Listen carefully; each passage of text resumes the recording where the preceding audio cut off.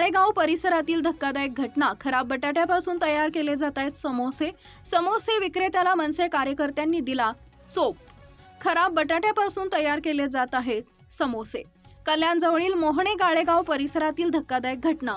हे समोसे फेरीवाल्यांकडून घरोघरी विकले जात आहेत। सडलेले बटाटे, खराब तेलात समोसे तळले जात असल्याचा मनसे कार्यकर्त्यांचा आरोप।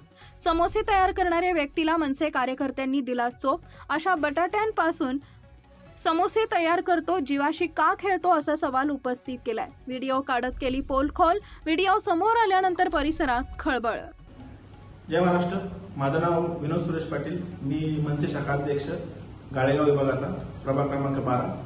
आमच्या प्रभागामध्ये समोसे विक्री करणारे आहेत, जे फेरीवाले घरोघरी जाऊन समोसे विकतात। ते व्यक्ती आम्हाला प्रभागामधील नागरिकांच्या कंप्लेंटी आल्या की असे समोसे इथं तयार होतात, जरा तुम्ही येऊन त्यांच्यावरती कारवाई करा। तर आम्ही स्वतः जाऊन माझी टीम पूर्ण संपूर्ण सिंहगड शाखा आमची टीम पूर्ण गेली आणि आम्ही तिथं डोळ्यांनी बघितल्यानंतर आम्हाला आढळलं की समोसे पूर्णपणे बटाटे जे आहेत ते पूर्णपणे सडलेले आणि अशा ठिकाणी ठेवलेले, मुततात वगैरे अशा ठिकाणी, घाण ठिकाणी ठेवलेले, अशा अवस्थेत ठेवलेले। ते बघून आमचा संताप झाला।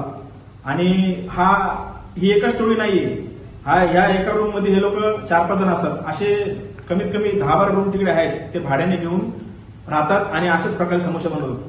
आमची मागणी एकच आहे की यांच्यावरती कायदेशीर कारवाई झाली पाहिजे आणि यांचा हा धंदा बंद झाला पाहिजे।